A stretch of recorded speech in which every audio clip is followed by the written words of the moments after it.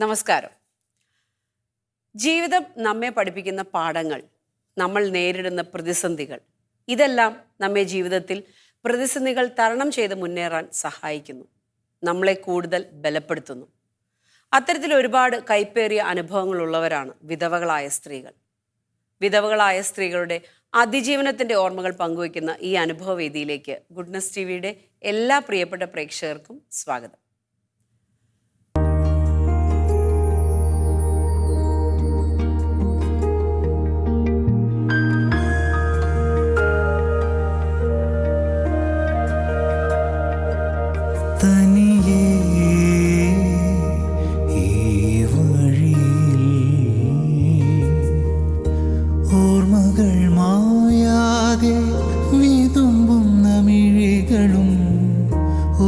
സ്നേഹവായ്പായി നൽകിയ നിമിഷവും ഓർക്കുന്നു ഞാനിന്നും, ഓർക്കുന്നു ഞാനിന്നും,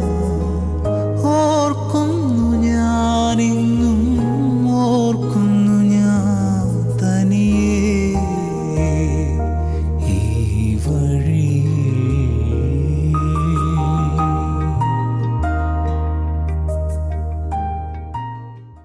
തൻ്റെ ജീവിതയാത്രയിലെ ഓർമ്മകൾ പങ്കുവയ്ക്കുന്നതിനായി ഇന്ന് നമ്മോടൊപ്പം ചേരുന്നത് ആനി ചേച്ചിയാണ്. ആനി ചേച്ചിയുടെ വിശേഷങ്ങൾ ചോദിച്ചറിയാം. നമസ്കാരം. നമസ്കാരം.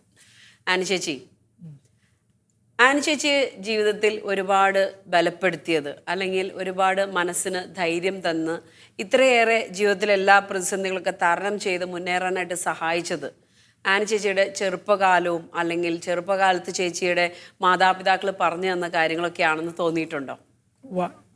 എവിടെയാണ് ജനിച്ചതും വളർന്നതൊക്കെ? ആയത്തുപടി ചുള്ളി, വീട്ടുപേര് ചുള്ളി. എൻ്റെ വീട്ടിൽ 6 മക്കൾ, 4 ആണും 2 പെണ്ണും. അതിൽ മൂത്ത ആങ്ങളെയും അപ്പനും അമ്മയും മരിച്ചുപോയി. പിന്നെ നിലവിലുള്ളത് ഞങ്ങൾ 5 മക്കളുണ്ട്. ഏറ്റവും ഇളയവൻ വൈദികനാണ്. വൈദികൻ ജോബി ചുള്ളി CST സഭയിലുള്ള അംഗമാണ്. ചേച്ചി എത്രാമത്തെ മോളാ? ഞാൻ 3ാമത്തെ. പെണ്ണുങ്ങളിൽ 2ാമത്തെ, മക്കളിൽ 3ാമത്തെ. എന്നെ താഴെ 3 മക്കളുണ്ട്. അപ്പൊ ഒരു വൈദികനൊക്കെ ഉള്ള കുടുംബമാണ്. വൈദികൻ ഞാനൊക്കെ പോന്നു കഴിഞ്ഞപ്പോ വൈദികനായവനാണ്. ഏറ്റവും ഇളയ മകനാണ്. ചെറുപ്പം മുതൽ നിങ്ങൾ വളരെയധികം പ്രാർത്ഥനയിലൊക്കെ വിശ്വസിച്ച് പ്രാർത്ഥനയോട് കൂടിയുള്ള ഒരു കുടുംബമായിരുന്നോ? അതെ, പ്രാർത്ഥന മുടങ്ങാണ്ട് പ്രാർത്ഥനയുള്ള കുടുംബമായിരുന്നു. എല്ലാ ദിവസവും പള്ളിയിലും പോകും. അടുത്ത് തന്നെയാണോ പള്ളി? പള്ളി ഇച്ചിരി ഒരുപാട് വഴിയില്ല, എന്നാലും ഒരു 10-15 മിനിറ്റ് വഴിയുള്ളൂ. എല്ലാ ദിവസവും പള്ളിയിൽ പോകും. ഏതിടവകയാ? ആയത്തുപടി ഇടവ, നിത്യസഹായ മാതാവിന്റെ പള്ളി. അപ്പോൾ അങ്ങനെ പള്ളിയിലൊക്കെ പോയി നല്ല പ്രാർത്ഥന വിശ്വാസത്തിലൊക്കെ വളർന്നു വന്ന ഒരു നല്ലൊരു കുട്ടി. എവിടെയാ പഠിച്ചതൊക്കെ? ഗണപതി വിലാസ സ്കൂള്, അവിടെയാണ് പഠിച്ചത്. പിന്നെ 1 മുതൽ 7 വരെ കുന്നുമ്മ സ്കൂൾ എന്ന് പറയും, ഗവൺമെൻറ് സ്കൂളിൽ പഠിച്ചു. അത് കഴിഞ്ഞ് 8ഉം 9ഉം പഠിക്കാൻ പോയത് ഗണപതി വിലാസ സ്കൂളിൽ. ഓക്കെ. അപ്പോൾ അതിനുശേഷം പഠിത്തം നിർത്തിയത് വീട്ടിൽ ആരുമില്ല. കൊച്ചുങ്ങളും എന്നെ താഴെയുള്ള 3 അവരെ നോക്കണം. അമ്മയ്ക്ക് അപ്പനും കൂലിപ്പണിയായിരുന്നു. അപ്പം അതുകൊണ്ട് നമ്മുടെ പഠിത്തം നിർത്തേണ്ടി വന്നു. മുമ്പോട്ടേക്ക് പോയില്ല. 18 വയസ്സിൽ ചേച്ചിയുടെ വിവാഹം കഴിഞ്ഞു. അപ്പോൾ എപ്പോഴെങ്കിലും മനസ്സിലൊന്ന് പഠിക്കണമായിരുന്നു, എൻ്റെ പഠിത്തമൊക്കെ ഒന്ന് തുടരാമായിരുന്നു, കുറച്ചുകൂടെ ഒക്കെ പഠിക്കാമായിരുന്നു? പഠിക്കാനായിട്ട് ഞാൻ 10ൽ പഠിക്കാനായിട്ട് നോക്കണ്ട്. ഇപ്പോ ആണോ?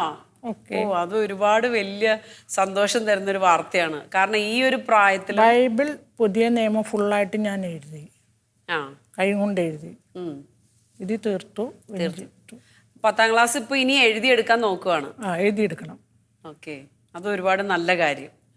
അപ്പോൾ പണ്ട് പഠിക്കാൻ പറ്റാത്തത് ഇപ്പോൾ എന്തായാലും പൂർത്തിയാക്കണമെന്ന് തീരുമാനിച്ചിട്ടുണ്ട്. ഓക്കെ. അപ്പോൾ ആ പഠനമൊക്കെ കഴിഞ്ഞു, മക്കളെയൊക്കെ അനിയത്തിമാരെയൊക്കെ നോക്കി അനിയന്മാരെയൊക്കെ വളർത്തി എപ്പോഴാണ് വിവാഹ ജീവിതത്തിലേക്ക് കടക്കുന്നത്? 23 വയസ്സിൽ. ഇവിടെ 5 മക്കളുണ്ട്, 2 പെണ്ണും 3 ആളും. ഇവിടെയുണ്ട് ഒരു വൈദികൻ, ഫാദർ ആൻ്റണി മൂഞ്ഞേലി. ഇപ്പം ഡൽഹി ഹൈക്കോർട്ട് വക്കീലായിട്ട് ജോലി ചെയ്യുന്നു. അപ്പം ഇവിടുത്തെ കുടുംബ പ്രശ്നം വല്ലാത്തൊരു കുടുംബ പ്രശ്നം. നമുക്ക് തരണം ചെയ്യാൻ ഒരുപാട് പാട് കിട്ടും. കഷ്ടപ്പാടെന്ന് പറഞ്ഞാൽ ഒരുപാട് കഷ്ടപ്പെട്ടു. പക്ഷെ എല്ലാമൊക്കെ പാടി ഞാൻ പാടി. അത് ഞാൻ വിജയിച്ചു. ഞാൻ മൃഗങ്ങളെ വളർത്താൻ തുടങ്ങി. 10 പശു വരെ ഉണ്ടായി വീട്ടിൽ. ഉണ്ടായിരുന്നു. അതൊക്കെ ഞാൻ തണ്ടം ചെയ്തുകൊണ്ട് പോയ പശു, അഞ്ചാത്ത മൃഗങ്ങൾ. അവിടെ തന്നെ ആ വീട്ടിൽ തന്നെ ആയിരുന്നു തുടർന്നു? അല്ല, ഞങ്ങൾക്ക് വീടൊന്നും ഉണ്ടായില്ല. ഞങ്ങൾ തറവാട്ടിലാണ് താമസിച്ചിരുന്നത്. ചേട്ടൻ്റെ ഭർത്താവിൻ്റെ ചേട്ടൻ്റെ വീടായിരുന്നു. ഞങ്ങളുടെ വീതത്തിൽ ഞങ്ങൾ പെരയൊന്നും പണിതുണ്ടായില്ല. ഞങ്ങളിപ്പോൾ പെര വന്നിട്ട് 8 വർഷമായുള്ളൂ. ഓക്കെ. അപ്പോൾ അങ്ങനെ ചേച്ചി മൃഗങ്ങളെയൊക്കെ വളർത്തി. എന്തൊക്കെ പശു ഉണ്ടായി, ആട്, പിന്നെ കോഴി, താറാവ്, എല്ലാത്തിനും വളർത്തും. മീൻ ഉൾപ്പെടെ എല്ലാം വളർത്തുണ്ടായി. മീനും നമുക്ക് പിന്നെന്താ കാടയുണ്ടായി, മൊയിലുണ്ടായി, താറാവുണ്ടായി, എല്ലാം അതുണ്ടായി. ഈ ആട്, പശു ഇതിനെല്ലാം വളർത്തി പാലൊക്കെ കൊടുക്കുന്നുണ്ട്. പാല് സൈക്കിളുമ്മ കൊണ്ടുപോയി കൊടുത്തുകൊണ്ടിരുന്നു. അതായിരുന്നു ഉപജീവന മാർഗം. അതാണ് ഞങ്ങളുടെ ഉപജീവന മാർഗം. പിന്നെ പാടത്ത് കൃഷി ഉണ്ടായി. കൃഷി ഉണ്ടെങ്കിലും കുറച്ചാൾ കഴിഞ്ഞപ്പോൾ അത് നിർത്തി കളഞ്ഞു. നമുക്ക് ഒരുപാട് വഴിയുണ്ട് കൃഷി ചെയ്യാൻ പോണതിന്, ഒരുപാട് വഴിയുണ്ട്. എന്തൊക്കെ കൃഷിയായിരുന്നു ഇവിടെ? അവിടെ ഞങ്ങൾക്ക് റബ്ബർ ഉണ്ടായി കുറച്ച്. പിന്നെ പാടത്ത് നെൽകൃഷി ഉണ്ടായി. പിന്നെ കുറച്ച് വാഴ വെക്കുന്ന ഇതൊക്കെ ഉണ്ടായി. പാല് സൈക്കിളിൽ കൊണ്ട് വിറ്റിരുന്നു എന്ന് പറഞ്ഞ ചേച്ചിയാണോ സൈക്കിളിൽ? ഞാനും തന്നെയാണ് സൈക്കിൾ. 10 വർഷം സൈക്കിൾ ഓടിച്ചു. 10 വർഷം ഞാൻ സൈക്കിൾ ഓടിച്ചു. അതിരാവിലെ പോവും. വെളുപ്പിന് 4 മണിക്ക് തുടങ്ങിയ ഓവർ ടൈം പണിയാണ് രാത്രി 8 മണി വരെ. അതിൻ്റെ ഇടയ്ക്ക് 2 മക്കളുണ്ട്, ഐറ്റങ്ങളെ നോക്കണം. മക്കളുടെ വിശേഷങ്ങൾ പറഞ്ഞില്ലല്ലോ. മൂത്തവള് 1 തുടങ്ങി LKG തുടങ്ങി പഠിച്ചത് ACC സ്കൂളിൽ അത്താണിയിൽ. പേര് ചിഞ്ചു ജോയ്. ചിഞ്ചു നിർമ്മൽ. ഇപ്പം ഭർത്താവിൻ്റെ പേര് നിർമ്മൽ, അവക്കടെ പേര് ചിഞ്ചു. ആദ്യം ഇട്ടായിരുന്ന പേര് നിധി എന്നായിരുന്നു. അപ്പം ഞങ്ങൾ മാറ്റി. അത് പപ്പ പേരെ ഇതിപ്പോൾ മാറിപ്പോയി ചിഞ്ചു എന്ന് ഇട്ടു. അതിലൊരു ഭയങ്കര സങ്കടമായിപ്പോയി. പിന്നെ അവള് പഠിച്ചതും അത് കഴിഞ്ഞ് +2 പഠിച്ചത് ചെങ്ങൽ സ്കൂളിലാണ്. പിന്നെ നഴ്സിംഗ് പഠിച്ചത് LF-ലാണ്. നേഴ്സാണ്. ഇപ്പൊ എവിടെയാ ഉള്ളത് ആള്? അവള് UK ജോലി ചെയ്യുന്നു. ഇപ്പൊ UK ഭർത്താവ് അവിടെ. 2 കുട്ടികളുണ്ട്. 2 കുട്ടികളുടെ എഹനിയാന്ന് പെങ്കൊച്ചിന്റെ പേര്, സ്റ്റെഫാന്ന് ആൺകൊച്ചിന്റെ പേര്. അവരുണ്ട്. രണ്ടാമത്തെ ചേച്ചിയുടെ രണ്ടാമത്തെ കൊച്ച് കുക്കു ജോയ്. 2 പെൺകുട്ടികൾ. കുക്കു. ഇളയവളെ കെട്ടിച്ചത് ഭോപ്പാല്, കുറച്ചടുത്താണ്. മൂത്തവളെ കെട്ടിച്ചത് തൃശ്ശൂര്. അപ്പൊ ഇളയ മകള് ഭോപ്പാലിലാണോ ഉള്ളത്? അല്ല, ഇളയ മോള് UK-ലാണ്. 2 പേര്. അല്ല, അവള് ഞാൻ പറഞ്ഞ അത് PG 3 PG ചെയ്തവള്. 3 PG ചെയ്തു ഇളയ മോള്. ആളിപ്പോ UK-ല് വർക്ക് ചെയ്യുന്നു. അപ്പൊ അങ്ങനെ 2 മക്കളും ഇപ്പൊ UK-ലാണ്. അവരുടെ കുടുംബം 2 പേരും കുടുംബം UK-ലാണ്. ഇളയക്കും മക്കളായിട്ടില്ല.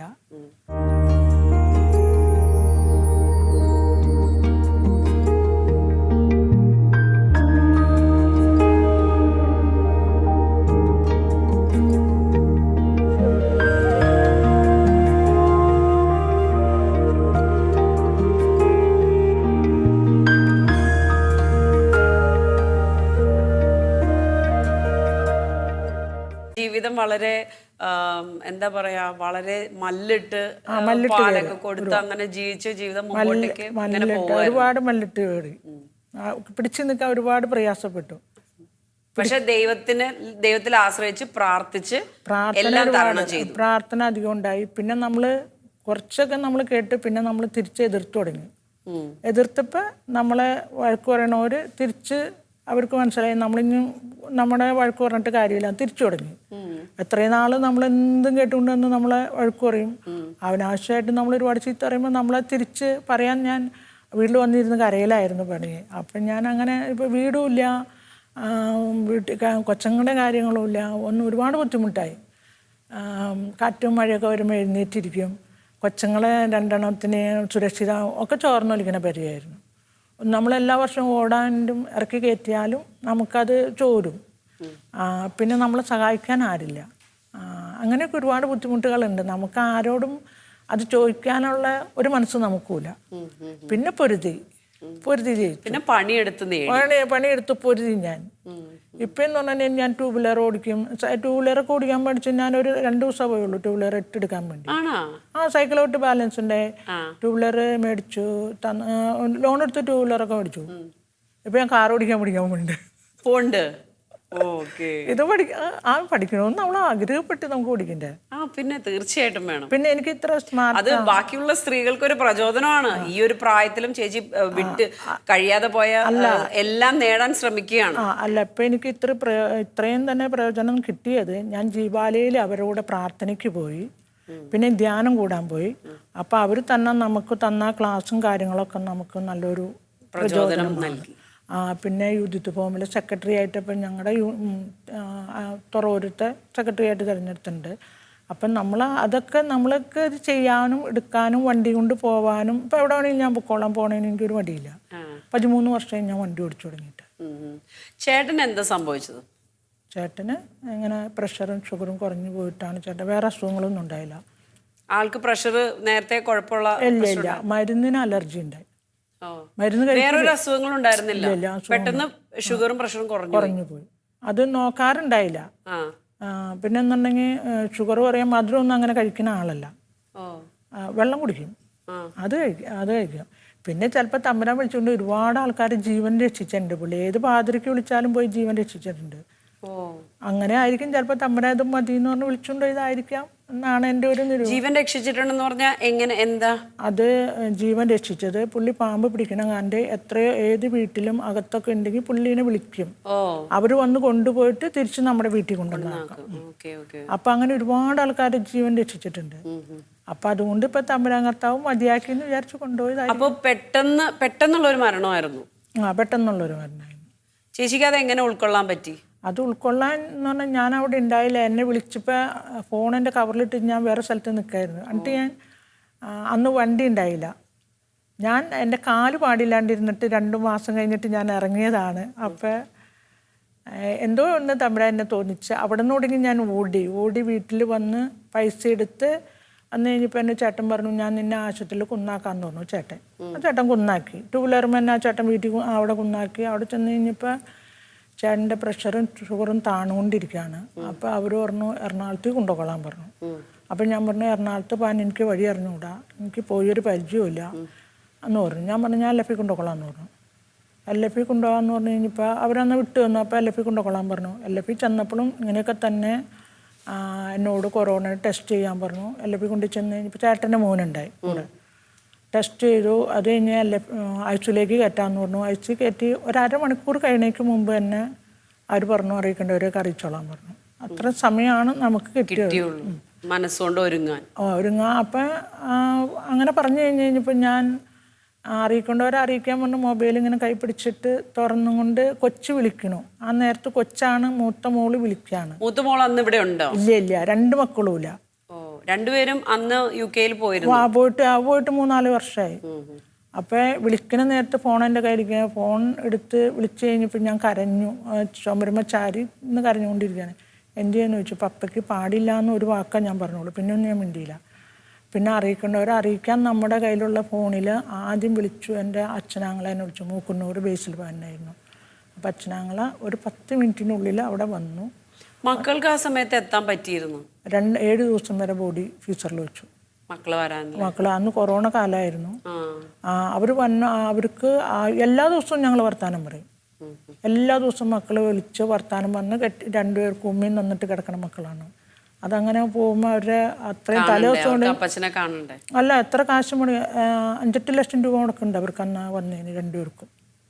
അപ്പോൾ അവർ പറഞ്ഞു ഞാൻ ഇളയവൾക്കാണ് കൂടുതലായിട്ട് പപ്പയായിട്ട് അറ്റാച്ച്മെൻറ്റ് എന്ന് പറഞ്ഞിട്ടുണ്ടെങ്കിൽ അവളെ എവിടെയും കൊണ്ടുവന്ന് കിടക്കും. പിന്നെ അവളെ പപ്പയുടെ അടുത്ത് എപ്പോഴും കൂടുന്ന ആളാണ്. പപ്പേനെ ഇട്ടുകൊണ്ട് പോകാൻ അവൾക്ക് പ്രയാസമായിരുന്നു. വീടും ഒക്കെ. പിന്നെ അതിപ്പിന്നെയാണ് ഇവിടെ പോയി കഴിഞ്ഞാൽ പിന്നെ മൂത്തവൾ പോയി കഴിഞ്ഞാൽ പിന്നെയാണ് പെരപണിയും തുടങ്ങിയ പെരപണതു 2 നില പെരപണതു ഞങ്ങളുടെ ഉള്ള സ്ഥലത്ത് 2 നില പെരപണതു. എന്നെ സുരക്ഷിതമായിട്ടൊക്കെ ഏൽപ്പിച്ച് അവർ 2 മൂത്തവക്കടെ കല്യാണം കഴിയുമ്പോൾ പെരപണത് കഴിഞ്ഞു. മക്കള് 2 പേരും ഇവിടെ ഇല്ല. ചേച്ചി വീട്ടിൽ ഒറ്റയ്ക്കാണ്. ചേട്ടനും ഇല്ല. ഇപ്പോഴും ചേച്ചിയുടെ ആ പശു വളർത്തൽ അതൊക്കെ ഉണ്ടോ? ഇല്ല, അതെല്ലാം നിർത്തി. എല്ലാം നിർത്തി. ഇപ്പം എൻ്റെ കയ്യിൽ ഒരു പട്ടിയും 5 കോഴിയേ ഉള്ളൂ. ഒക്കെ നിർത്തിയത് വേറെ ഒന്നല്ല. തീറ്റ നമ്മൾ ഫ്രണ്ടിൽ കൊണ്ടുവന്ന് ഇടാൻ പറ്റില്ല, ബാക്കിൽ കൊണ്ടുപോകണം. പിന്നെ അതല്ല വെളുപ്പിന് നമ്മൾ എഴുന്നേക്കുക എന്ന് പറഞ്ഞാൽ വെളുപ്പിന് എഴുന്നേറ്റ് കഴിഞ്ഞാലും അങ്ങനെ കീഴ്പോട്ടിക്കാണ് ഞങ്ങളുടെ സ്ഥലം. റോട്ടിലേക്ക് അധികമില്ല. അപ്പോൾ വല്ലവരും വന്നിരിക്കണേ നമ്മൾ മേടിച്ചു പോകില്ല. പിന്നെ അതല്ല മക്കൾ ഞാൻ പണിയൊക്കെ നിർത്തിക്കോളാൻ പറഞ്ഞു എന്നോട്. അപ്പോൾ എന്തെങ്കിലും അത്യാവശ്യം ഉണ്ടെങ്കിൽ കുറച്ച് കാശൊക്കെ ഞങ്ങൾ കാര്യമാറ്റങ്ങൾ ഒരുപാട് ഇപ്പോഴും കടമുണ്ട്, കുറച്ച് കടമുണ്ട്. ഒരു 10-30 ലക്ഷം രൂപയുടെയും കടമുണ്ട്. അതൊക്കെ അവരാണ് തീർത്ത് കൊണ്ടുവന്ന് ഇത്രയും വരെ എത്തിച്ചിട്ടുണ്ട്. ഇനി ഒരു 5-6 വർഷം കൂടി അവർ പ്രയത്നിക്കണം, എന്നാലും കടങ്ങളും ബാധ്യതകളും തീരുള്ളൂ. അപ്പോൾ ജനുവരി ആകുമ്പോൾ ചിലപ്പോൾ എന്നെ കൊണ്ടുപോകാമെന്ന് പറഞ്ഞ് ഞാനും പപ്പയും ഒരേപോലെ പൈസയൊക്കെ എടുത്ത് എല്ലാം പാസ്പോർട്ട് കൊടുത്തു പോകാൻ വേണ്ടി. അപ്പോൾ പപ്പ പോയി. അപ്പോൾ അത് തന്നെ ഞാൻ പോകാൻ എനിക്ക് ഒട്ടും താല്പര്യമില്ല, ഇവിടെ കിടന്ന് കറങ്ങാനാണ് താല്പര്യം. എന്നാലും ഒരു പ്രാവശ്യമെങ്കിലും അങ്ങോട്ട് പോകണ്ടേ? പോകണം. അവരിപ്പോൾ കൊണ്ടുപോകാൻ ഒരുങ്ങിയിട്ടുണ്ട്, പാസ്പോർട്ടൊക്കെ എല്ലാം റെഡി ആക്കിയിട്ടുണ്ട്. പിന്നെ അവർ ആരെ വന്നേന്നറിയില്ല, എല്ലാം ഒന്ന് കണ്ട് തിരിച്ചു വരാമല്ലോ. ഞാൻ പോകാൻ പഠിക്കണ ഇത്രയും നാളെന്ന് പറഞ്ഞാൽ ഞാൻ അകത്തിരിക്കുന്ന ആളായിരുന്നു. ഇവരുടെ കൂടെ ഒക്കെ പോയപ്പോൾ പുറത്തൊക്കെ ഇറങ്ങി തുടങ്ങി. എല്ലാ കാര്യത്തിനും ഇവരെന്നെ വിളിച്ചുകൊണ്ട് പോകും. ഡ്രൈവിംഗ് പഠിക്കാനുണ്ട്, ഡ്രൈവിംഗ് ക്ലാസ് എടുക്കാനുണ്ട്. പിന്നെ എന്ന് പറഞ്ഞിട്ടുണ്ടെങ്കിൽ ജീവാലയിൽ എല്ലാ വ്യാഴാഴ്ചയും പ്രാർത്ഥനയ്ക്ക് പോകും. പിന്നെ ഞാൻ എറണാകുളത്ത് പോയിട്ടുണ്ടായി, അവിടെ ഇതിന് ക്ലാസ് 3 ദിവസം പോയിട്ടുണ്ടായി. ജീവാലയിൽ നിന്ന് ക്ലാസ് ഉണ്ടായിരുന്നു. ജീവാലയിൽ നിന്ന് നമ്മുടെ ഇവിടെ നിന്ന് പഠിപ്പിക്കാൻ വേണ്ടി, സാധനങ്ങൾ പഠിക്കാൻ വേണ്ടി രാജഗിരിയിൽ. അപ്പോൾ അവിടെ 3 ദിവസം പോയി. പിന്നെ ഞാൻ യാത്ര ചെയ്യാൻ ഒട്ടും ഉദ്ദേശിക്കുന്ന ആളല്ലെങ്കിൽ യാത്ര ചെയ്യാൻ പറ്റില്ല. യാത്ര ചെയ്ത് കഴിഞ്ഞാൽ തലകറക്കവും ഛർദിയൊക്കെ ആയിരുന്നു. അപ്പം അതെല്ലാം ഇപ്പം മാറി തമ്പുരാൻ മാറ്റി തന്നു. ഒരുപാട് ഇനി ഒരുപാട് യാത്രകളൊക്കെ ചെയ്യാം. ഒരുപാട് അനുഗ്രഹങ്ങൾ എനിക്ക് ആ യൂതിത്വം ചേർന്ന് അവരുടെ ആ ധ്യാനം കൂടി പിന്നെ നമ്മൾ ഒരുപാട് ആക്റ്റീവായി. നമുക്ക് എങ്ങനെയാ പറയുക, സാധിക്കില്ല എന്ന് വിചാരിച്ച കാര്യങ്ങളൊക്കെ നേടാമെന്നുള്ളൊരു വിശ്വാസമായി. നല്ലോണം പൊരുതി തന്നെ ഞാൻ മുന്നോട്ട് പോയതാണ്. അത്രയും പൊരുതാന്ന് പറഞ്ഞാൽ ഒരുമാതിരി. പിന്നെ എൻ്റെ വീട്ടിലിതൊന്നും ഞാൻ പറഞ്ഞിട്ടില്ല. എൻ്റെ അമ്മയ്ക്ക് ഒരുപാട് കാര്യങ്ങളൊക്കെ അറിയാം, പക്ഷേ അപ്പനോടൊന്നും പറഞ്ഞിട്ടില്ല. അപ്പൊ ചേച്ചിയുടെ വിഷമങ്ങളൊന്നും ചേച്ചിയുടെ വീട്ടിലെ അമ്മയോടൊന്നും പറഞ്ഞില്ല? എല്ലാം ഉള്ളിൽ തന്നെ ഒതുക്കി വെക്കും. നമ്മൾ ഉള്ളിൽ ആറ്റുങ്ങൾ വിഷമിച്ചിട്ട് കാര്യമുണ്ടോ? നമ്മൾ വിഷമിക്കുകയാണ്, പിന്നെ ഒരാളും കൂടെ കൂട്ടത്തിൽ വിഷമിച്ചിട്ട് വല്ല കാര്യമുണ്ടോ? ആരോടാ അപ്പൊ ചേച്ചി വിഷമങ്ങളൊക്കെ പറയാം? നമ്മുടെ മാതാവിന്റെ മുമ്പിൽ ഇരുന്ന് അവിടെ ഇരുന്ന് നമ്മൾ കുറേ നേരം പ്രാർത്ഥിച്ചു. കുറച്ച് കണ്ണീരൊക്കെ പോയി കഴിയുമ്പോൾ നമുക്കൊരു സന്തോഷം. മാതാവാണ് കൂടുതൽ കൂട്ടം ഏറ്റവും കൂടുതൽ. എങ്ങനെയാ ചേച്ചിയുടെ പ്രാർത്ഥനാ രീതി? കൊന്ത ചൊല്ലിയാണോ? കൊന്ത ചൊല്ലും. വചനങ്ങൾ പറഞ്ഞാണോ? അല്ല, വചനമല്ല, കൊന്ത ചൊല്ലും. ബൈബിള് വായിക്കും. അത് കഴിഞ്ഞപ്പിനാണ് എനിക്ക് ബൈബിൾ എഴുതണമെന്നൊരു പ്രചോദനം കിട്ടിയത്. ബൈബിൾ എഴുതിയത് അങ്ങനെയാണ്. പുതിയ നിയമം ഫുള്ളായിട്ട് എഴുതി.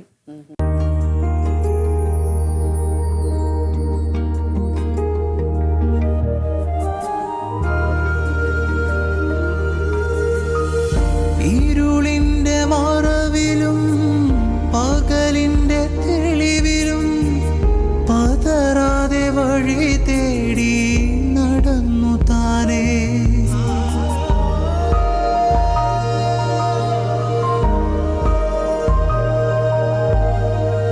ഇനിയൊരു ജന്മം നൽകുമെന്നോർത്ത് കാത്തിരിപ്പൂ ഞാൻ പുലരിതോറും. കാത്തിരിപ്പൂ ഞാൻ പുലരിതോറും തനിയേ ഈ വഴിയിൽ.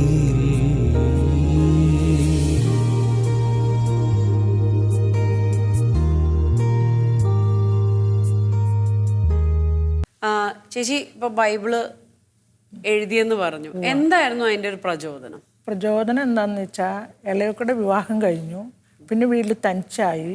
വെറുതെ നമ്മൾ അങ്ങനെ കുറേ സമയം താഴെ പറമ്പിലൊക്കെ പോയിട്ട് തിരിച്ചു വന്നിട്ട് കിടക്കല്. അപ്പോൾ എനിക്കൊരു സുപ്രഭാതത്തിൽ മാതാവിൻ്റെ മുമ്പിൽ പ്രാർത്ഥിച്ചപ്പോൾ ഒരു പ്രചോദനമാണ്, ബൈബിള് നമുക്ക് എന്തുകൊണ്ട് എഴുതിക്കൂടാ? അപ്പോൾ എഴുതാൻ വേണ്ടി ഞാൻ പോയി. ജാതിക്കായ കുറച്ചുണ്ടായി, അത് വിറ്റ് A4 പേപ്പർ ഒരു 500 എണ്ണം മേടിച്ചു. പേന ഒരു പാക്കറ്റ് പേന മേടിച്ചു. വൈറ്റ്നർ അതും മേടിച്ചു. കൊണ്ടുവന്ന് വീട്ടിൽ കൊണ്ടുവന്ന് ഞാൻ ഇളയ മോളോട് പറഞ്ഞില്ല, മൂത്ത മോളോട് ഞാൻ പറഞ്ഞു, ഞാനിങ്ങനെ ഒരു കാര്യം ചെയ്യാമാണ്. അന്ന് മമ്മിക്ക് ചെയ്തോളാൻ പറഞ്ഞു. ഞാൻ ആദ്യം ഒരു 2 ആഴ്ചയൊക്കെ എനിക്ക് ഭയങ്കര ബുദ്ധിമുട്ടായിരുന്നു എഴുതാൻ. 10-40 വർഷം കഴിഞ്ഞിട്ട് നമ്മൾ എഴുതിയതാണ്. അപ്പോൾ അതിൻ്റെ ഒരു ബുദ്ധിമുട്ടുണ്ട്. പക്ഷേ അത് കഴിഞ്ഞ് 2 ആഴ്ച കഴിഞ്ഞപ്പോഴേക്കും നമ്മൾ ഓക്കെ ആയി. പിന്നെ നമുക്കത് എഴുതണമെന്നൊരു പ്രചോദനം നമ്മുടെ മനസ്സിൽ ഓടിയെത്തി. പിന്നെ അത് പൂർത്തിയാക്കണമെന്ന് തന്നെ. ഈസ്റ്ററിൻ്റെ 4 ദിവസം മുമ്പ് ഞാനത് പൂർത്തിയാക്കി. പൂർത്തിയാക്കിയപ്പോൾ എൻ്റെ അച്ഛനാങ്ങളെ വിളിച്ചു കഴിഞ്ഞപ്പോൾ എവിടെയോ കൊച്ചേച്ചിന്ന് ചോദിച്ചപ്പോൾ ഞാൻ പറഞ്ഞു വീട്ടിലുണ്ട്, വീഡിയോ കോള് വാ ഒരു കൂട്ടം കാണിച്ചു തരാമെന്ന് പറഞ്ഞു. അപ്പോൾ അച്ഛൻ ചോദിച്ചു എന്തോന്നാന്ന് ചോദിച്ചു. അല്ല ഞാൻ കാണിച്ചു തരാം, ഓഡിയോ കോള് വരാൻ പറഞ്ഞു. അപ്പോൾ അച്ഛനെ ബൈബിള് ഞാൻ ബൈൻഡ് ചെയ്ത് കൊണ്ടുവന്നത് കാണിച്ചു കൊടുത്തു കഴിഞ്ഞപ്പോൾ കൊച്ചേച്ചി എപ്പോൾ എഴുതി ഇത് ചോദിച്ചു അച്ഛൻ. അപ്പോൾ ഞാൻ പറഞ്ഞു ഞാൻ എഴുതിയിട്ട് വീഡിയോ ഇട്ട് കൊടുത്തു. അപ്പം ഞാൻ ആ ഫോട്ടോഷാറ്റ് എടുക്കാൻ പോയൊരു സ്ഥലത്ത് ആ പെണ്ണിനോട് ഞാൻ പറഞ്ഞു ഇത് എനിക്കറിയില്ല, ഒന്ന് വീഡിയോ കോൾ കൊച്ചുങ്ങൾക്ക് ഒന്ന് ഇട്ട് കൊടുക്കാനാന്ന് പറഞ്ഞു. അപ്പോൾ ബൈബിൾ ഇങ്ങനെ തുറന്നത് ഇതെല്ലാം അപ്പോഴാണ് ഇളയ മോൾ അറിയണേ ഇതിങ്ങനെ എഴുതി എന്നുള്ളത്. അപ്പോൾ ജീവാലയെ കൊണ്ടുപോയി, ഞങ്ങളുടെ പ്രാർത്ഥനാ ഗ്രൂപ്പിൽ കൊണ്ടുപോയി, എല്ലാവർക്കും ഇഷ്ടമായി. നമ്മളങ്ങനെ ചെയ്തു, നമ്മുടെ ഫോട്ടോ ഒക്കെ എല്ലായിടത്തും അവർ ഇട്ട് കൊടുത്തു. പിന്നെ അതിൻ്റെ അകത്ത് നമുക്ക് പേന ആയിട്ട് യൂണിറ്റ് തലത്തിൽ പേന, പള്ളിയിലെ ഇതിൽ അവരൊരു കെട്ട് പേന, പിന്നെ ഒരു ബൈബിള്, നിത്യേന ബൈബിള് നോക്കിയിട്ട്. ഇപ്പം ഞാൻ അതിൻ്റെ വേറെ ഒരെണ്ണത്തിന് തുടക്കവും കുറിച്ചിട്ടുണ്ട്. പഴയ നിയമം എനിക്ക് എഴുതണമെന്ന് ആഗ്രഹം വന്നിട്ടുണ്ട്. അതെനിക്ക് അത് തീർക്കാൻ പറ്റുമോ എന്നുള്ള ഒരു ഇതിലാണ്. അത് ആദ്യത്തെ അത്ര സമയം നമുക്ക് കിട്ടണില്ല. ഈ ഒരു എന്തെങ്കിലും കാര്യത്തിനൊക്കെ പോവും. അപ്പോൾ പോണാൻ്റെ അത്ര സമയമില്ല. എന്നാലും എനിക്ക് എഴുതി തീർക്കണമെന്നൊരാഗ്രഹം എൻ്റെ മനസ്സിൽ. എന്തായാലും ചേച്ചിക്ക് അത് പൂർത്തിയാക്കാൻ സാധിക്കട്ടെ എന്ന് ആശംസിക്കുന്നു. തീർച്ചയായിട്ടും എഴുതി തീർക്കും. ഓക്കെ, അതൊരു വാശിയാണ്, നമുക്കത് തീർക്കണമെന്ന് വെച്ചാൽ നമ്മൾ തീർക്കും. ഇപ്പൊ കുറച്ച് നാൾ മുമ്പ് വരെ ചേച്ചി ഇങ്ങനെ പശുവിനെയും ആടിനെയും അതൊക്കെ വളർത്തിയിരുന്നു. പാല് സ്വന്തം സൈക്കിളിൽ കൊണ്ട് നടന്നാണ് വിറ്റിരുന്നത്. അപ്പം വീട്ടിൽ നിന്ന് അതിനൊരു സപ്പോർട്ടൊക്കെ ഉണ്ടായിരുന്നു. അതിന് എതിര അഭിപ്രായം എതിര് ആരും ഉണ്ടായില്ല. കെട്ടിയവനും കൂടി സഹായിക്കായിരുന്നു. കെട്ടിയവൻ സഹായിച്ചു തരും. നമ്മൾ കറന്ന് കുപ്പിയിലൊക്കെ ഡയറി കൊടുക്കാനുള്ള ഡയറി, വീഡിയോയിൽ കൊടുക്കാനുള്ള എൻ്റെ കുഞ്ഞുമക്കൾ വരുന്ന കൊണ്ടു കൊടുക്കുമായിരുന്നു. അവളാ കുഞ്ഞുങ്ങളൊക്കെ സൈക്കിൾ ഓട്ടി, അവരൊക്കെ നേരത്തെ കൂട്ടി അവർ സൈക്കിള്, ബുള്ളറ്റ് എല്ലാം ഓടിക്കാൻ പഠിച്ചവരവരാണ്. കാറും ബുള്ളറ്റൊക്കെ ഓടിക്കുക, 2 മക്കളും. എനിക്ക് തോന്നുന്നു ആനി ചേച്ചിയുടെ ഒരു മനോധൈര്യം തന്നെയാണ് മക്കൾക്കും കിട്ടിയിരിക്കുന്നത്. അവര് ഞാൻ ആകെ എൻ്റെ ഈ നാട്ടിൽ വന്നു കഴിഞ്ഞപ്പോൾ എല്ലാവർക്കും നല്ല വിദ്യാഭ്യാസവും ജോലിയുണ്ട്. നമ്മൾ മാത്രം ഒന്നുമില്ലാത്തൊരവസ്ഥയിലാണ് വന്നേക്കണത്. നമ്മുടെ കുടുംബം അങ്ങനത്തെ നമുക്ക് കിട്ടിയേക്കണം. അപ്പം ഞാൻ എൻ്റെ മക്കളോട് പഠിക്കാൻ കൊണ്ടുവന്നാക്കിയപ്പോൾ പഠിച്ച് ജയിച്ച് കയറാം, അല്ലാണ്ട് പണം നമുക്കൊന്നും ഉപകാരമല്ല. അവിടെ പഠിച്ചു നന്നായിട്ട്, രണ്ടുപേരും പഠിച്ചു. ഇന്നിപ്പം നമ്മളോട് എല്ലാവരും ഭയങ്കര സ്നേഹവും. നമുക്ക് വീടുണ്ടായില്ല, അപ്പം അതിൻ്റെ നമ്മൾ കേട്ടു. നമുക്ക് പെൺകുട്ടികളാന്ന് പറഞ്ഞത് കേട്ടു. അതൊക്കെ നമ്മൾ സഹിച്ചു. പിന്നെ ഞാൻ പറഞ്ഞു ആരുടെയും ചിലവില്ലാതെയാണ് ഞാൻ ജീവിക്കുന്നത്. ഞങ്ങൾ രണ്ടുപേരും ജോലി എടുക്കണു. പിന്നെ നമുക്കെങ്ങും പോകാൻ പറ്റില്ല ഒരാഴ്ചത്തിന്. ആനി ചേച്ചിയുടെ പ്രവർത്തനങ്ങളൊക്കെ ബാക്കിയുള്ളവർക്ക് നല്ല പ്രചോദനം കിട്ടുന്ന രീതിയിലുള്ള. എൻ്റെ പ്രചോദനമാണ് ആ ജീവാലയം ചെല്ലുമ്പോൾ അവരെന്നെ വൃത്തിവെക്കുന്നത്. അപ്പോൾ മറ്റുള്ള വിധവകളോട് ചേച്ചിക്ക് എന്താ പറയാനുള്ളത്? നമ്മൾ പൊരുതാണ്ട് നമുക്കൊന്നും ആരും കൊണ്ടുതരില്ല. പൊരുതി ജയിക്കാലേ നമുക്ക് പറ്റുള്ളൂ. പിന്നെ നമ്മൾ മടി പിടിച്ച് ഇരുന്ന് നമ്മൾ ഒരു സ്ഥലത്ത് ചുരുണ്ടുകൂടിയിരുന്ന ആരും നമ്മളെ ശ്രദ്ധിക്കുകയില്ല, നോക്കുകയില്ല. ഇനി മക്കൾ മുന്നിട്ടറിയും. നമ്മുടെ മക്കളാണെന്ന് പറഞ്ഞുകൊണ്ട് ഇരുന്നിട്ട് കാര്യമില്ല. ഇന്നത്തെ ആമക്കളും പെമ്മക്കളും ഒക്കെ തുല്യത തന്നെയാണ്. അവർ ചിലപ്പോൾ അവർക്ക് മിണ്ടാൻ ചിലപ്പോൾ പറ്റില്ല എന്നിരിക്കും. ചിലപ്പോൾ അവരുടെ മക്കളെ കുഞ്ഞുമക്കളെ ഏൽപ്പിച്ചുകൊണ്ട് പോകണവരുണ്ടാവും. അപ്പോൾ ആ കൊച്ചുങ്ങളെ നോക്കുമ്പോൾ നമുക്കൊന്നിനും പോകാൻ പറ്റാത്തൊരവസ്ഥ ഉണ്ടാവും. ഇതെല്ലാ അവസ്ഥയും നമ്മൾ തരണം ചെയ്യണ്ടേ. ഒരവസ്ഥയും നമുക്ക് തരണം ചെയ്യാണ്ട് മുന്നോട്ട് പോകാൻ പറ്റില്ലല്ലോ. അങ്ങനെ കൊച്ച് എൻ്റെ മൂത്ത മക്കളുടെ കൊച്ച് 9 മാസം വരെ എൻ്റെ അടുത്തുണ്ടായി. ഞാൻ അവനെ നോക്കിയേ, ഒരു കുഴപ്പമില്ല. നമ്മൾ നമ്മുടെ വീട്ടിലെ പണി, ഇത് പശുകറവ് ഇതെല്ലാം നടത്തും, ഇവൻ്റെ കാര്യങ്ങളും നോക്കും. 9 മാസം കഴിഞ്ഞപ്പോഴാണ് മൂത്ത മക്കളുടെ കുട്ടി. എല്ലാ കാര്യങ്ങളും ചെയ്യാനുള്ള ധൈര്യം സ്ത്രീകൾക്കുണ്ട്, കഴിവുണ്ട്. നമ്മളത് ഇറങ്ങിയാൽ മതി. നമ്മൾ മുന്നിട്ട് ഇറങ്ങണം. നമ്മൾ ഇറങ്ങാണ്ട് നമുക്ക് ആരും ഒന്നും തരില്ല. നമ്മൾ ഇപ്പം ഞാൻ വീട്ടിൽ തന്നെ ചുരുണ്ടുകൂടെ ഇരിക്കുന്ന ഒരാഗ്രഹം പെട്ടവളായിരുന്നു. എങ്ങൊരു യാത്രയ്ക്ക് പോയിട്ടില്ല. ആദ്യമായിട്ടാണ് ഞാൻ ഗോവയ്ക്ക് 4 ദിവസത്തെ ടൂറ്. ജീവിതത്തിൽ 56-ാം വയസ്സിൽ ജീവിതത്തിൽ പോയത് ആദ്യത്തെ ടൂറ്. അല്ലെങ്കിൽ ഞാൻ വീട്ടിൽ അങ്കമാലി വരെ പോയി കഴിഞ്ഞാൽ ഞാൻ വീട്ടിൽ വന്ന് തലയിൽ വെള്ളം കുടിക്കണമെങ്കിൽ വീട്ടിൽ കയറാൻ പറ്റില്ല, തലകർക്കാണ്. അപ്പോൾ വണ്ടി ഓടിച്ച് തുടങ്ങിയപ്പോൾ ഞാൻ ബസ് യാത്ര ഉപേക്ഷിച്ചു. 2 വീലറിന് പോവാന്ന ഏത് ഉടുക്ക് വഴി ഞാൻ പോവും. അപ്പോൾ എന്തായാലും ആനി ചേച്ചിക്ക് ഇനിയും ഒരുപാട് ദൂരം സ്വപ്നങ്ങൾ സാക്ഷാത്കരിക്കട്ടെ. 10ാം ക്ലാസ് എഴുതിയെടുക്കണം, പഴയ നിയമം എഴുതണം, പിന്നെ ഡ്രൈവിംഗ് പഠിക്കണം, പഠിച്ചുകൊണ്ടിരിക്കുന്നുണ്ട്, ഒരുപാട് യാത്രകൾ ചെയ്യണം. ഈ ആഗ്രഹങ്ങളെല്ലാം സാധിക്കട്ടെ. മറ്റുള്ള വിധവകൾക്ക് വേണ്ടി പ്രവർത്തിക്കാനും സാധിക്കട്ടെ എന്ന് ആശംസിക്കുന്നു. നന്ദി. മനോധൈര്യം കൊണ്ട് തൻ്റെ ജീവിത പ്രതിസന്ധികളെ തരണം ചെയ്ത് മുന്നേറുന്ന ആനി ചേച്ചി മറ്റുള്ള വിധവകൾക്ക് ഒരു വഴികാട്ടിയാകട്ടെ എന്ന് ആശംസിക്കുന്നു. മറ്റൊരു അതിയുടെ വിശേഷവുമായി അടുത്തൊരു എപ്പിസോഡിൽ വീണ്ടും കണ്ടുമുട്ടാം.